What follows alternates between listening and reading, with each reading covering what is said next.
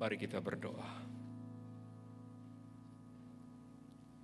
Hari ini kami ada di hadapan-Mu karena inilah hari yang khusus.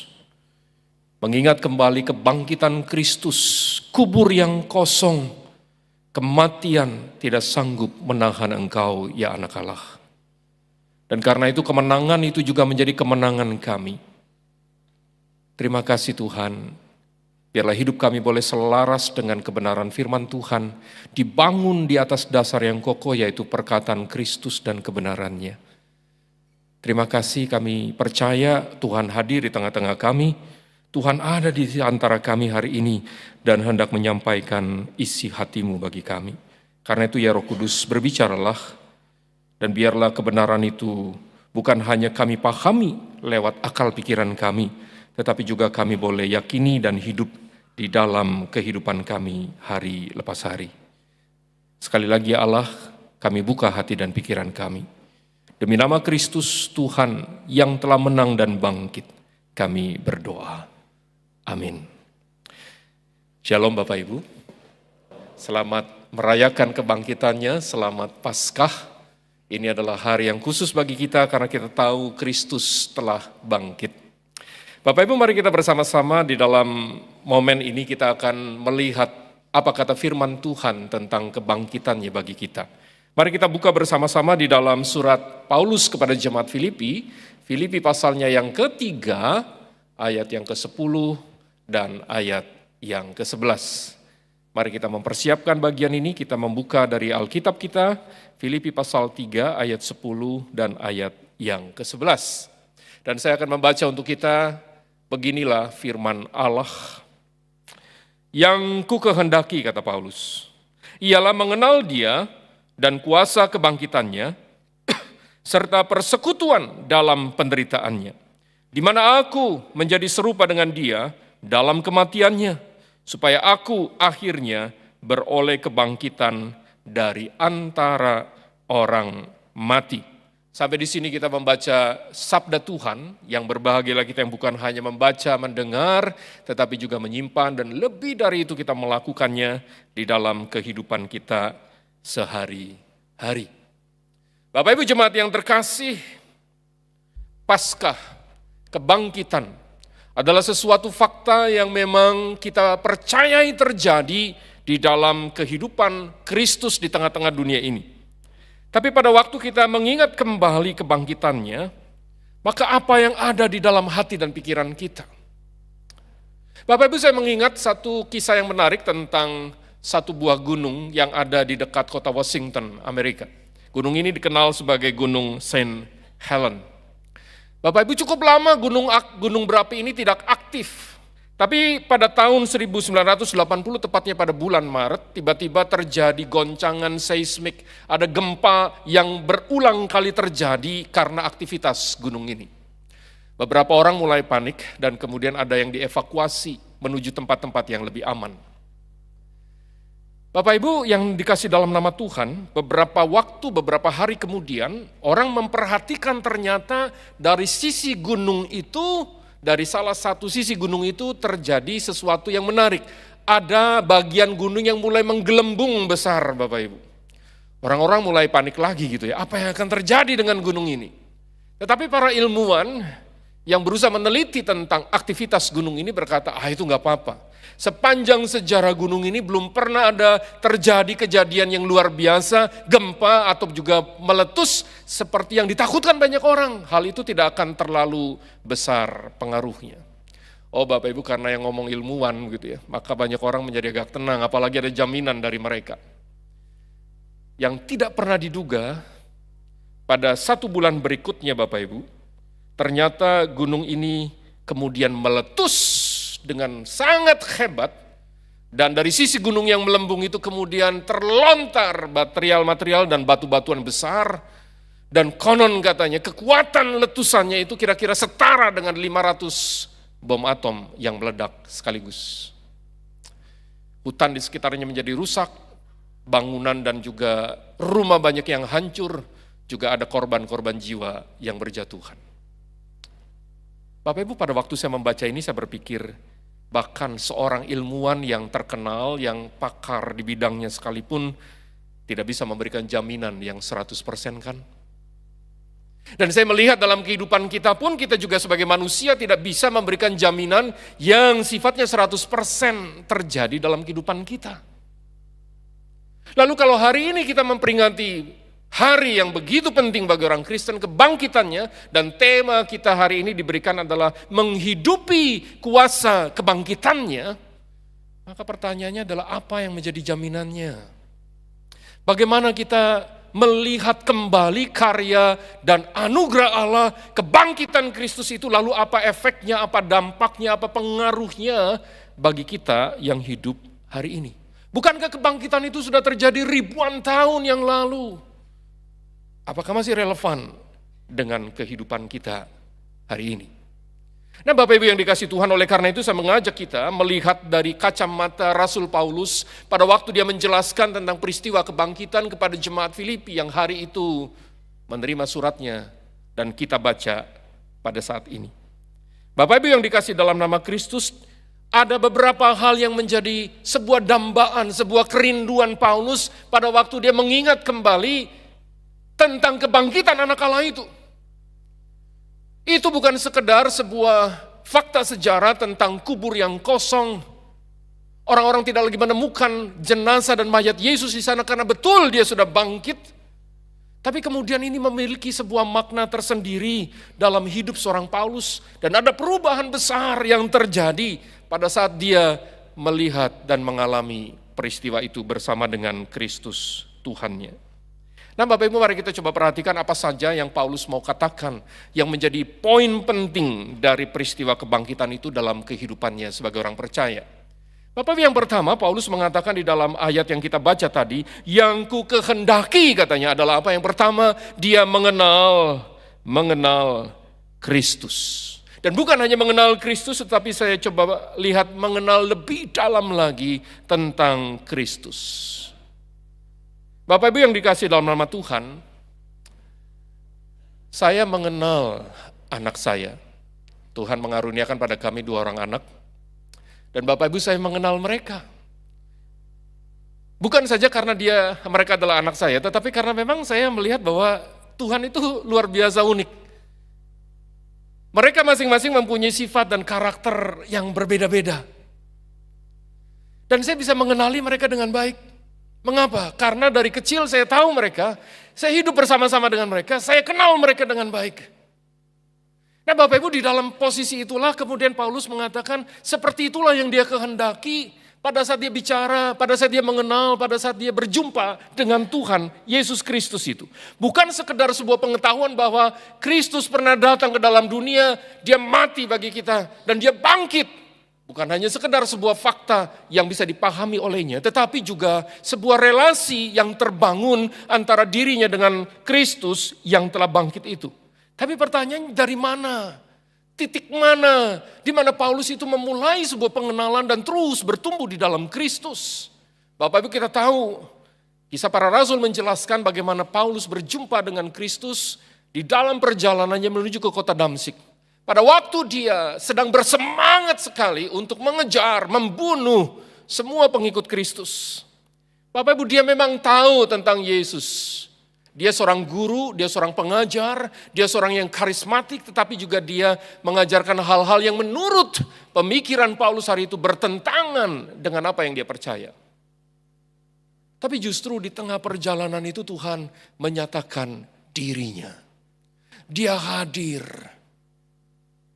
Dan dia sungguh-sungguh menyatakan kuasanya dalam hidup Paulus. Perjumpaan itu tidak pernah Paulus lupakan dan berkali-kali dia mengingatnya. Bagaimana Tuhan berbelas kasihan kepadanya. Mengubah kehidupannya. Bapak Ibu, itulah titik penting dalam kehidupan Paulus dan saya percaya itu juga yang seharusnya menjadi titik penting dalam kehidupan kita. Pada waktu kita memulai perjalanan kita sebagai orang percaya, percaya kepada Kristus yang bangkit itu. Setiap kali masuk di bulan-bulan Paskah, Bapak Ibu, saya selalu mengingat karya Tuhan dalam kehidupan saya. Saya mengenal Kristus secara pribadi justru pada saat ibadah Paskah. tahun 89. Itulah titik di mana saya mengerti saya orang berdosa, membutuhkan keselamatan, dan Kristus datang dalam hidup saya. Bapak Ibu, saya tidak tahu sudah berapa lama, berapa kali kita merayakan Paskah dalam kehidupan kita. Tak terhitung barangkali. Tapi apakah setiap kali kita berjumpa dengan Kristus yang bangkit itu sungguh-sungguh kita mengenalnya? Sungguh-sungguhkah dia menjadi Tuhan dan Juru Selamat dalam hidup kita? Ataukah dia hanya sekedar satu pribadi yang jauh di sana, yang kita tahu memang dia Maha Kuasa, tapi tidak ada hubungannya, tidak ada relasinya dengan saya? Bapak Ibu, ini menjadi sebuah perenungan yang sangat mendasar untuk kita kembali bertanya di dalam hati kita. Sungguhkah kita mengenal dia dengan baik? Dan inilah yang menjadi bagian di mana Paulus kemudian mengatakan pada jemaat itu, jemaat Filipi itu, supaya mereka di atas semuanya itu boleh memahami dasar fondasi yang paling utama dalam kehidupan iman Kristen mereka. Siapa itu? Kristus. Dan bagaimana mereka mengenalnya sebagai pribadi yang paling penting dalam kehidupan yang mereka jalani. Tapi Paulus tidak hanya berhenti di sana, Bapak Ibu. Karena hal yang berikutnya dia mengatakan bahwa bukan saja mengenal dia, tetapi lebih penting adalah mengenal kuasa kebangkitannya. Bapak Ibu yang terkasih dalam nama Tuhan, pada waktu Paulus mengenal Kristus, sekali lagi dia sedang membangun relasi dengan Kristus yang mengasihi dia. Dan dia tahu bahwa itu tidak hanya berhenti dalam pemikiran dan pengenalan saja, karena pengenalan itu harus terlihat di dalam kehidupannya setiap hari, setiap waktu, setiap saat. Nah Bapak Ibu yang dikasih dalam nama Tuhan, karena itu dia berkata, aku mau lebih mengenal kuasa kebangkitannya. Paulus mengatakan di dalam bagian yang lain bahwa Kristus mati bukan untuk dirinya sendiri, tetapi untuk kita, orang-orang yang berdosa yang dikasihinya. Dan Kristus bangkit bukan hanya untuk dirinya, tetapi untuk menyatakan kuasanya kepada kita. Bapak Ibu, salib adalah puncak dari kejahatan manusia. Tetapi kubur yang kosong adalah puncak dari kemahakuasaan Allah. Salib menjadi sebuah lambang di mana manusia berdosa itu melawan dan memberontak pada Allah. Tetapi kubur yang kosong hari itu menggambarkan bagaimana Allah begitu peduli dengan kita, orang-orang yang berdosa itu. Karena itu dia berkata, kita yang duduk di sebelah kanan Allah. Jadi bagi Paulus hal pertama yang perlu terjadi pada saat saya mau mengenal kuasa kebangkitannya adalah ada sebuah putaran, ada sebuah perubahan cara berpikir dan cara hidup. Kalau sebelumnya dia hidup untuk dirinya sendiri, dia bekerja untuk dirinya sendiri, dia membangun kehidupannya sendiri di atas dirinya sendiri. Tapi pada saat dia mengenal kuasa Kristus dan kebangkitannya, dia mengerti bahwa sekarang hidupnya diarahkan untuk satu hal, bukan lagi untuk dirinya tetapi untuk Kristus. Bapak Ibu, inilah yang perlu kita mengerti tentang pada waktu kita berpikir dan melihat Kristus yang bangkit itu. Kalau betul kita dibangkitkan bersama dengannya, maka seharusnya kita mengalami perubahan yang signifikan seperti itu. Tapi tidak berhenti di sana. Karena Paulus melanjutkan dalam ayat yang kelima di sana, dia berkata, karena itu, Bapak Ibu, karena itu mengapit kebenaran ini ya. Karena itu, apa katanya? Matikanlah dalam dirimu segala sesuatu yang duniawi. Bapak Ibu, segala sesuatu yang duniawi itu erat kaitannya dengan dosa. Dan Paulus berkata dengan kalimat yang sangat tegas, sebuah kata perintah yang jelas, matikanlah. Itu berarti gagasan untuk membunuh, membuat tidak berdaya seseorang, dalam hal ini dosa yang dianggap memiliki kuasa atas kehidupan manusia. Bapak Ibu yang terkasih dalam nama Tuhan, kebangkitan Kristus harusnya menandakan kemenangannya atas maut, iblis, dan juga dosa yang membelenggu hidup manusia sekian lamanya. Bapak Ibu, sadarkah kita memiliki kemenangan itu? Tapi betapa ironisnya karena kebanyakan dari orang Kristen kemudian berpikir, Kekristenan itu hanyalah seperangkat aturan, jangan lakukan ini, jangan lakukan itu, harus lakukan ini, harus lakukan itu. Dan kita seringkali berpikir kalau kita mengenal Dia, kita hidup di dalam Dia, maka kita harus berusaha sedemikian rupa sehingga hidup kita menjadi hidup yang suci begitu. Dan lalu kemudian kita mengambil alasan, siapa yang bisa hidup suci? Bapak Ibu, seringkali iblis justru memperdaya kehidupan kita dengan mengatakan, kamu itu tidak bisa lakukan apapun. Betapa banyaknya kita justru kalah pada saat kita berhadapan dengan peperangan yang sesungguhnya. Bapak Ibu, peperangan kita dikatakan dalam Alkitab bukan melawan manusia, darah dan daging, tetapi melawan penghulu-penghulu, kuasa-kuasa kegelapan, dan peperangan itu ada di dalam hati dan pikiran kita. Ingatkah kita saat Kain menyadari bahwa persembahannya ditolak sementara persembahan adiknya diterima? Maka hatinya mulai dipenuhi dengan iri hati, kebencian, kemarahan. Dan kemudian itu melahirkan sebuah pemikiran untuk melakukan dosa yang pertama terjadi dalam sejarah manusia, yaitu menghabisi saudaranya. Pada waktu pikiran itu muncul di dalam hati dan pikirannya Bapak Ibu, Allah mengingatkannya dengan berkata, mengapa hatimu panas dan mukamu muram? Apakah mukamu tidak akan berseri jika engkau berbuat baik? Tetapi jika engkau tidak berbuat baik, dosa sudah mengintip di depan pintu. Ia sangat menggoda engkau. Tapi engkau harus berkuasa atasnya. Bapak Ibu, seringkali kita berpikir kejahatan itu terjadi dengan sebuah hal yang sangat menakutkan. Tidak Bapak Ibu, itu diawali dengan sebuah godaan. Dan Allah mengatakan kita perlu menguasainya. Bukan dengan kekuatan kita. Bukan dengan kemampuan kita. Bukan karena hanya semata-mata doa kita. Atau usaha kita yang lain. Atau puasa kita dan lain-lain. Tapi dengan bersandar pada kuasa kebangkitan Kristus. Bapak Ibu yang dikasih dalam nama Tuhan. Setiap kali kita menghadapi godaan untuk berbuat dosa, maka sekarang di dalam kehidupan kita yang percaya kepadanya, yang mengenal kuasa kebangkitannya, kita dimampukan untuk berkata, no, tidak terhadap godaan tersebut. Sekali lagi bukan dengan kekuatan kita, tapi dengan anugerah dari Kristus. Yang ketiga, Bapak Ibu, Paulus mengatakan sesuatu yang menarik tentang bagaimana dia melihat Kristus yang bangkit itu dan ada relasi di dalam hidupnya sehingga dia memiliki persekutuan dengan Kristus. Tapi perhatikan, ini sesuatu yang unik karena dia mengatakan bukan saja sekedar persekutuan. Kalau kita membaca di dalam ayat tadi, Filipi pasal 3 ayat 10 dikatakan dengan jelas persekutuan di dalam penderitaannya. Oh Bapak Ibu, apa artinya kalimat yang Paulus tuliskan ini? Kata persekutuan atau koinonia itu menggambarkan sebuah ikatan yang teguh, sebuah relasi yang kokoh yang terjadi di antara seseorang dengan orang yang lain, dalam hal ini antara Paulus dengan Kristus, yang dimungkinkan terjadi di dalam kasih Kristus yang telah dicurahkan. Jadi persekutuan ini bukan karena hal yang lain, tapi karena memang ada kasih Kristus yang dinyatakan. Dan persekutuan ini adalah persekutuan yang sangat khusus karena Paulus katakan di dalam penderitaannya.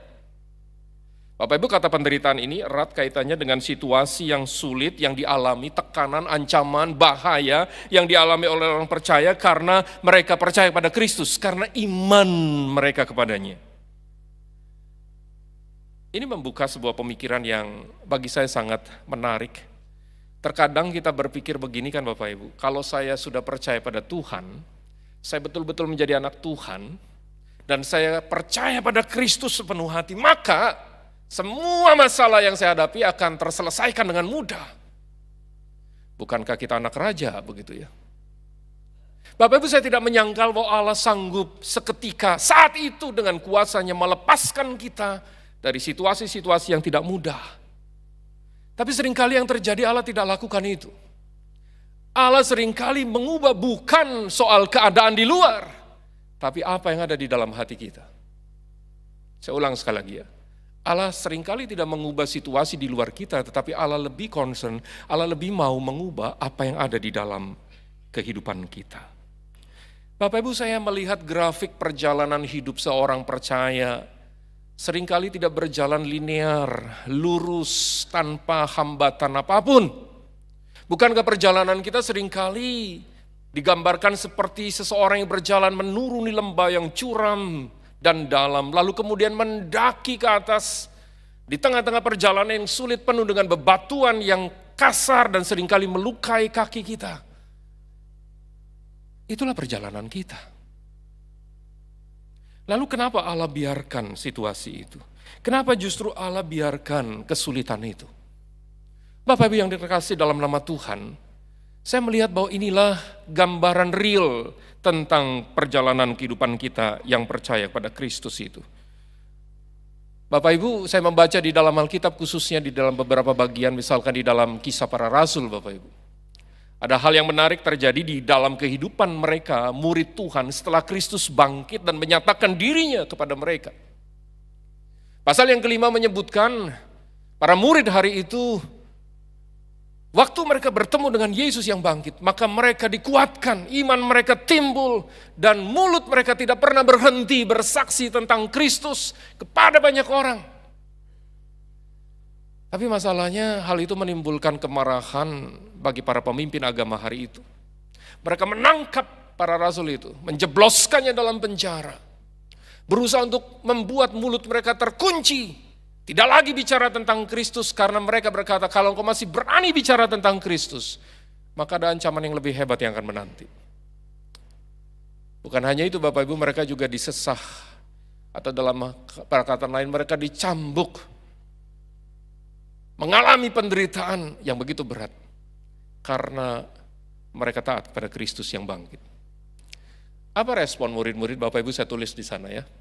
Respon mereka pada saat mereka mengalami situasi itu, mereka dikatakan rasul-rasul itu meninggalkan sidang mahkamah agama dengan sukacita karena mereka telah dianggap layak menderita penghinaan oleh karena namanya. Ada sebuah paradoks di sana terjadi, sesuatu yang tampaknya bagi saya sulit untuk dipahami. Bagaimana mungkin seorang yang justru mengalami situasi yang sulit, tekanan, ancaman, bahkan aniaya secara fisik itu kemudian justru bersuka cita atas semuanya.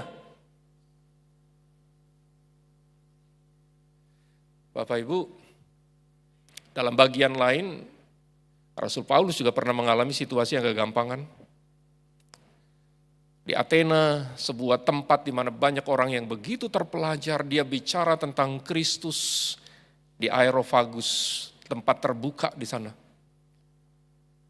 Pada awalnya orang masih menerima apa yang dia sampaikan, hanya sampai pada titik tentang peristiwa kebangkitan. Ini yang membedakan. Pada waktu dia bicara tentang kebangkitan itulah, maka orang banyak yang sebelumnya percaya kepadanya, kemudian mengatakan sesuatu yang menolak dia. Dikatakan dalam pasal 17 ayat 32, ketika mereka mendengar tentang kebangkitan orang mati, maka ada yang mengejek dan yang lain berkata, lain kali saja kami mendengar engkau berbicara tentang hal itu. Lihat Bapak Ibu, kebangkitan Kristus bukan hal yang gampang dipercaya oleh banyak orang. Bapak Ibu, tetapi kepada kita dianugerahkan iman, kepada kita dianugerahkan kasih karunia, sehingga kita memahami bahwa kebangkitannya adalah sesuatu yang penting dalam kehidupan kita. Karena itu Bapak Ibu jangan heran di hadapan orang banyak, seringkali justru kesulitan itu muncul pada saat kita bicara tentang Kristus. Bapak Ibu yang dikasihi Tuhan, akankah kita kemudian mundur? Kalau betul Kristus itu bangkit, dan kita kemudian ada di dalam persekutuan di dalam Dia, maka biarlah kita tidak berhenti untuk berbicara tentang Kristus itu kepada banyak orang. Bapak Ibu, lalu pertanyaan yang tetap menggelitik hati saya adalah, untuk apa sih semuanya ini Paulus usahakan? Kenapa dia begitu concern untuk belajar mengenal Dia, kuasa kebangkitannya, hidup dalam persekutuan penderitanya itu? Tidak lain karena dia mengingat satu tujuan penting baginya dan bagi setiap orang percaya, yaitu apa? Di mana aku menjadi serupa dengan dia dalam kematiannya, supaya aku pada akhirnya beroleh kebangkitan dari antara orang mati, Bapak Ibu. Menjadi serupa Kristus, Christ likeness, adalah sebuah goal, adalah sebuah tujuan bagi kita setiap orang percaya. Kita mengenal dia bukan sekedar supaya kita nanti mati masuk surga, Bapak Ibu. Tapi kita mengenal dia supaya Kristus semakin nyata di dalam kehidupan kita. Supaya hidup kita semakin lama semakin serupa dengan dia.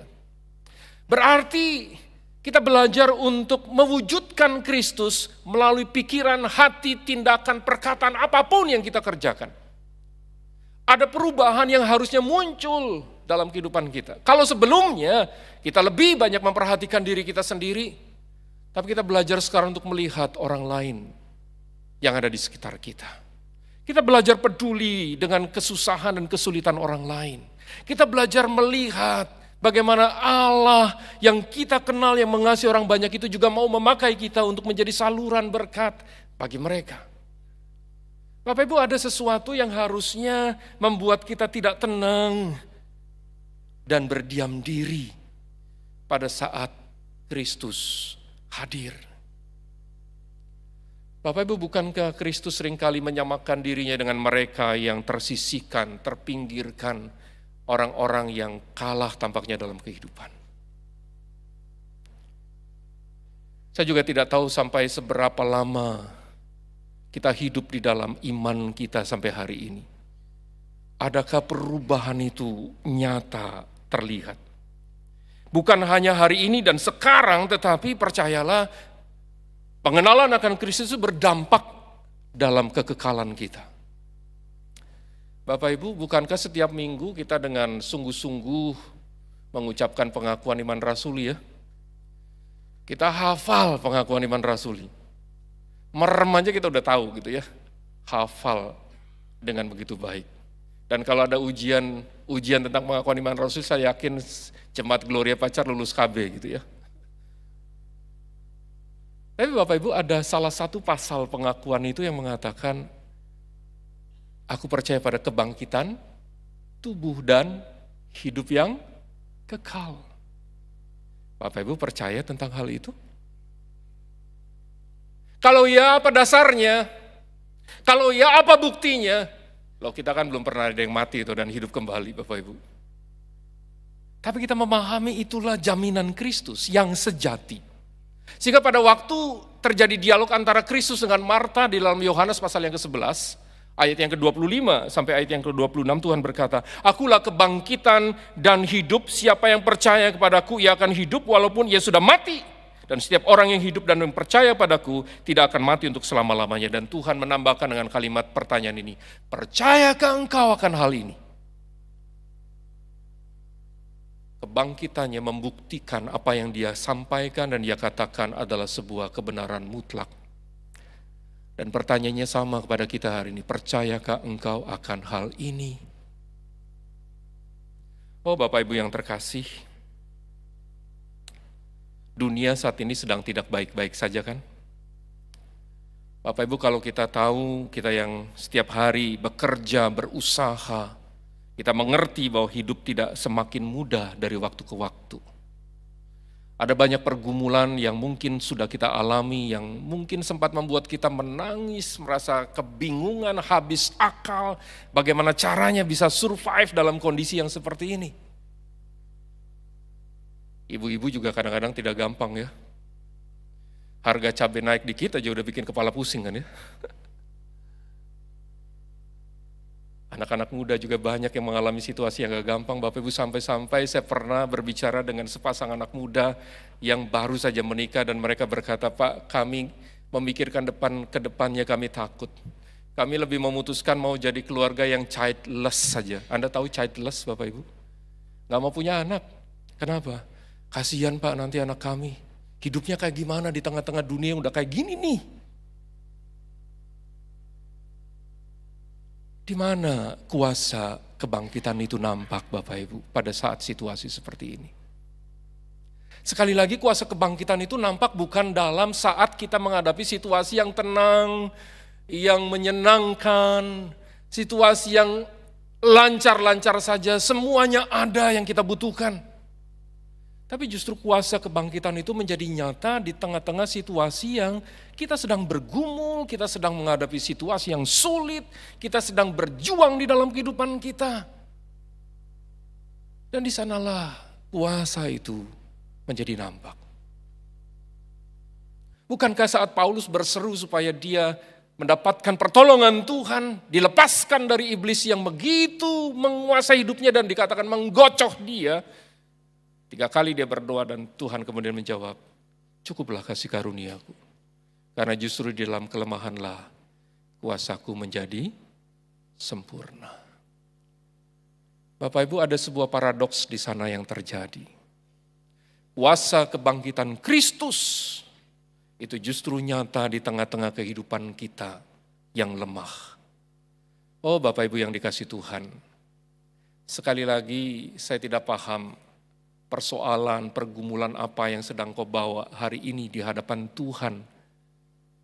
Tapi ketahuilah bahwa Dia mengasihi engkau, mengasihi saya, mengasihi kita semua.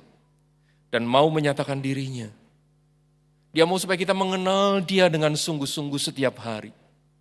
Sehingga pada waktu kita berseru, Tuhan, Engkau adalah Allah yang Maha Kuasa, itu terjadi bukan hanya karena kita tahu apa yang tercatat dalam Alkitab, tetapi karena kita menyadari, kita mengalaminya sendiri bersama dengan Kristus, kuasanya yang begitu luar biasa itu. Pada waktu kita berseru kepadanya, Tuhan Engkaulah penyembuhku. Kita mengerti karena bukan saja Tuhan pernah menyatakan kuasa mujizatnya ribuan tahun yang lalu, tetapi karena kita mengalaminya saat ini di tengah-tengah segala situasi yang kita hadapi. Bapak Ibu, itulah Paskah yang harusnya menjadi bagian kita hari ini. Mengenal kuasa kebangkitannya setiap hari dalam hidup kita. Di tengah-tengah berbagai situasi yang ada, kita tahu kita tidak pernah sendirian. Karena Kristus telah menang dan kemenangannya menjadi kemenangan kita. Saya mau menutup bagian ini dengan satu kesaksian yang saya ingat baik-baik Bapak Ibu ya. Sesaat setelah saya menyelesaikan pendidikan di seminari, saya ditugaskan untuk melayani di sebuah gereja. Hari itu, sore itu saya melayani di Komisi Wanita, Persekutuan Wanita. Dan saya datang lebih awal karena saya harus persiapan. Saya duduk di sana di antara bangku-bangku yang kosong. Saya berdoa sebentar. Gak berapa lama Bapak Ibu dari arah luar itu terdengar pintu yang terbuka. Dan saya tahu ada langkah kaki orang yang masuk. Dan pada waktu dia masuk saya langsung ngerti Bapak Ibu, ini si tante ini yang saya sebut tante Poa gitu Bapak Ibu. Meskipun mata saya belum melek, belum melihat dia. Anda tahu dari mana? Dari minyak gosoknya Bapak Ibu. Kalau sudah berumur itu minyak gosok jadi sahabat gitu ya. Saya tahu dia datang. Dia menghampiri saya, kami berbincang-bincang dan saya ketemu sama dia. Bapak Ibu, sepanjang yang saya ingat dia seorang wanita yang usianya sudah lanjut, tapi yang mulutnya selalu tersenyum, wajahnya selalu ceria. Apapun permasalahannya, dia selalu tersenyum dan memberikan aura keceriaan di antara kami. Tapi yang saya menarik buat saya adalah dia kemana-mana selalu bawa tas Bapak Ibu. Tasnya rodo gede, ya saya kadang-kadang sebut itu tas Doraemon gitu ya. Ada dompet, ada banyak hal. Tapi yang menarik di dalamnya itu Bapak Ibu ada traktat yang dia bawa. Ada sebuah buku yang notes yang berisi catatan tangannya dia, tulisan tangannya dia yang tulisannya dengan ejaan-ejaan jadul Bapak Ibu ya. Dan saya sering tanya, Tante, ngapain bawa kayak gini? Dia ketawa dan berkata, ini saya mau bagi. Bagi sama siapa? Saya bilang. Setiap orang yang saya jumpai. Saya tahu dia sering kali naik beca, belusukan ke gang-gang gitu ya. Ketemu banyak orang yang dia kenal, sahabat-sahabatnya, teman-teman di gerejanya, orang-orang yang dia doakan selama ini. Dan kepada mereka dengan bahasa yang sederhana dia berbagi tentang Injil, tentang pengharapan, tentang Kristus yang bangkit itu. Bapak Ibu dia nggak kenal yang namanya kristologi, soteriologi, pneumatologi, dan semua logi-logi yang lain itu Bapak Ibu ya. tapi di dalam hidupnya dia sedang mencerminkan Kristus yang bangkit itu. Bapak Ibu, pada saat dia menutup mata, saya mendengar banyak kesaksian orang-orang tentang apa yang sudah dia lakukan dalam hidupnya. Ada banyak orang yang percaya kepada Kristus karena apa yang dia perbuat. Dan saya tahu ada 2 anak muda yang kemudian menyerahkan hidupnya kepada Kristus pada saat berjumpa dan berbicara dengan Tante Poa ini. Bapak Ibu, kita lebih dari ini. Tuhan mau supaya kita tidak menyia-nyiakan makna kebangkitan Kristus. Kita terus berjuang mengenal Dia, bertumbuh di dalam iman kita, masuk dalam persekutuan, bahkan dalam penderitaannya, dengan satu tujuan, supaya kita sungguh menjadi pribadi yang semakin serupa dengan Kristus. Bapak Ibu, tetapkan tujuan itu mulai saat ini. Hari ini pada saat kita sedang merayakan Paskah, kebangkitannya, maka biarlah kita semakin serupa dengan Kristus. Dan Tuhan menolong kita. Mari kita berdoa.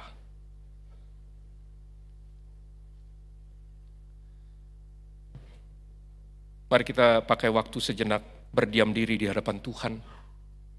Biarlah kebenaran firman Tuhan itu terus bicara dalam hati dan hidup kita.